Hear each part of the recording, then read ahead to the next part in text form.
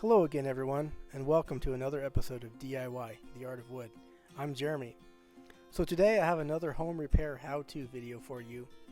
And for any homeowners out there, especially if your home is a bit older like mine is, 100-year-old craftsman, is a solution to a problem you're bound to run into sooner or later, and that's replacing a deadbolt on a door.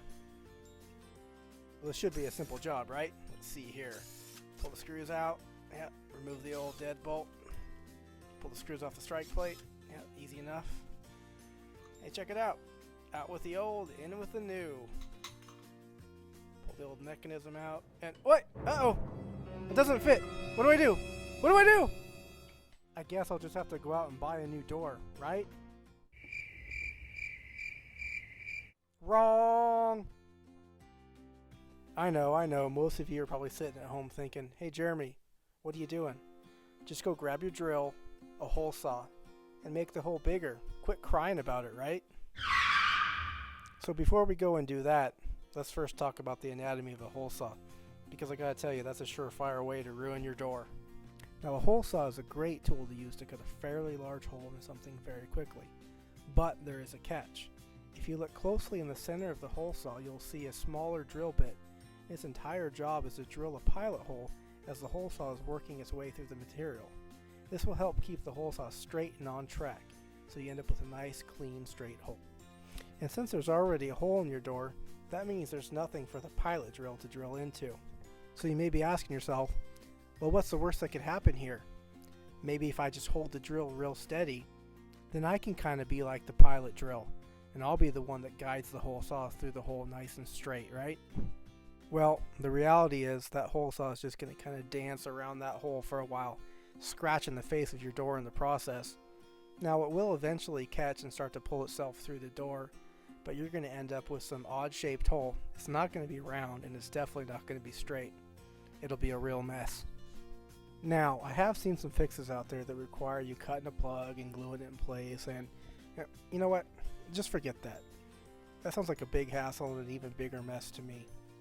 Or I suppose you could run down to your hardware store and see if you can find some fancy door prep jig or some sort of adapter for your hole saw that'll help you with this problem. But you know what? Forget that too. Why buy a tool you're only going to use once or twice? I've got a solution for you.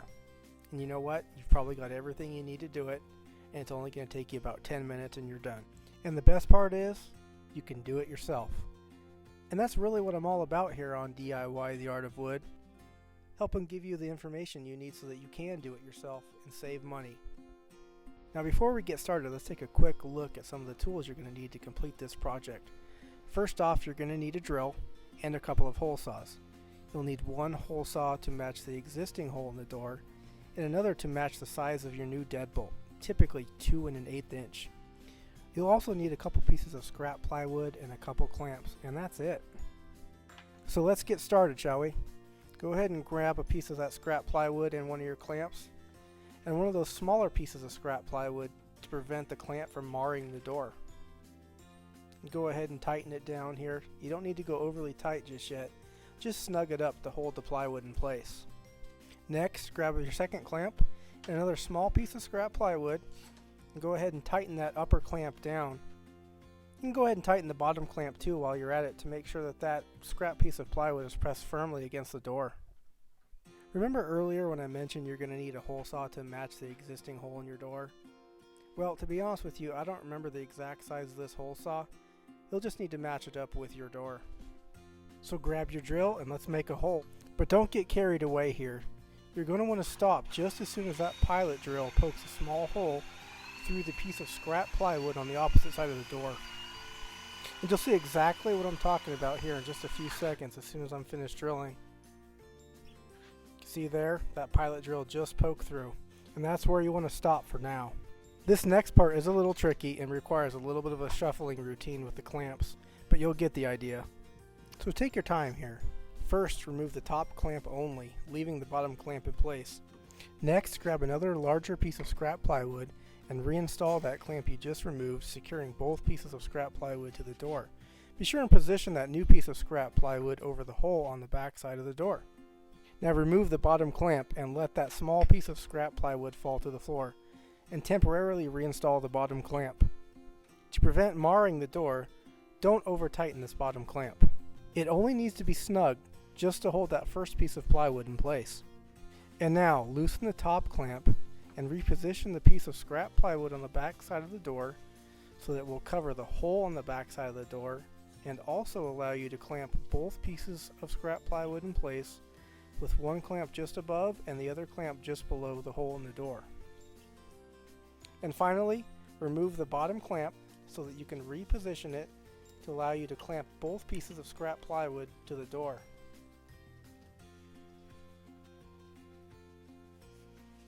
At this point, you can go ahead and tighten down the bottom clamp and top clamp. And if we did that all right, that first piece of scrap plywood with the pilot hole should be in the exact same position it was in when we started. Now you can grab your 2 1/8 inch hole saw and get ready to drill. Now you'll want to do the exact same thing here you did the first time, stopping just as the pilot drill pokes a hole in the piece of scrap plywood on the opposite side of the door. And if it feels like your hole saw isn't cutting anymore, go ahead and clear the plug like I just did there.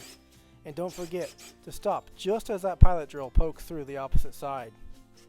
And finally, move to the opposite side of the door, align the pilot drill with the hole, and finish drilling in the opposite direction.